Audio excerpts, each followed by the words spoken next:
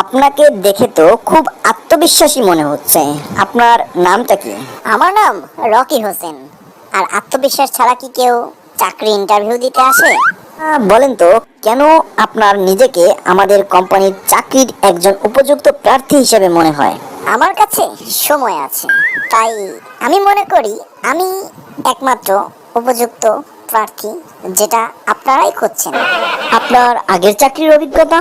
Please, আপনি কোথায় চাকরি করেছেন, কেমন অভিজ্ঞতা অর্জন করেছেন, এই সম্পর্কে একটু বলবেন। চাকরির অভিজ্ঞতা সেটা তো বিশাল ব্যাপার।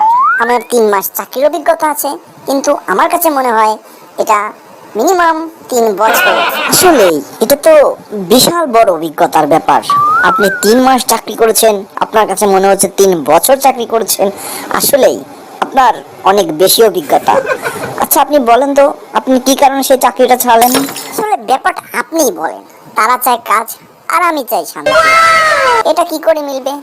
তারা চায় কাজ, আমি চাই শান্তি, এটা তো কখনো মিলবে না। এজন্য আমি চাকরিটা ছেড়ে দিয়েছি। আমার টাকার কোনো ব্যাপার স্যাপার না, আমার শুধু দরকার শান্তি আর শান্তি, আর আমার আচ্ছা, আপনি বলেন তো, আপনার শক্তিশালী দিকগুলো কি কি? আমি খুব কম খাই, আর যার ফলে অফিসের খরচ বাঁচাই, ক্যান্টিনের খরচ বাঁচে, এতে অফিস লাভবান হয়। এটাই হলো আমার শক্তিশালী অন্যতম একটি দিক।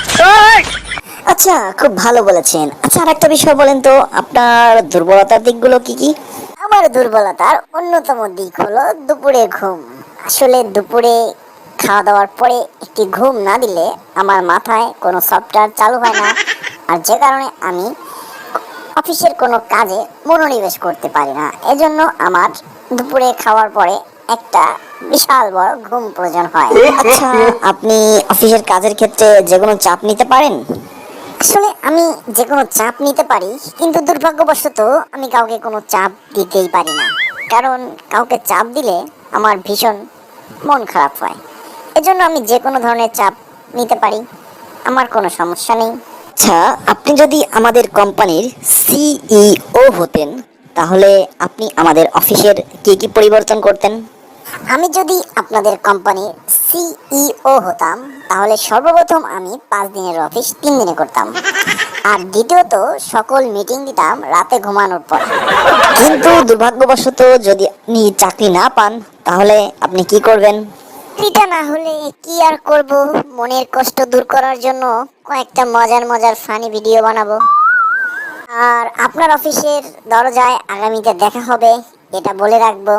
আপনি আমাদের অফিসে না এলেও আমাদের মনে থাকবে, কারণ আপনি যে মজার ইন্টারভিউটা দিলেন, অবশ্যই আপনাকে কি আমরা কখনো ভুলতে পারবো? সত্যি খুব ভালো।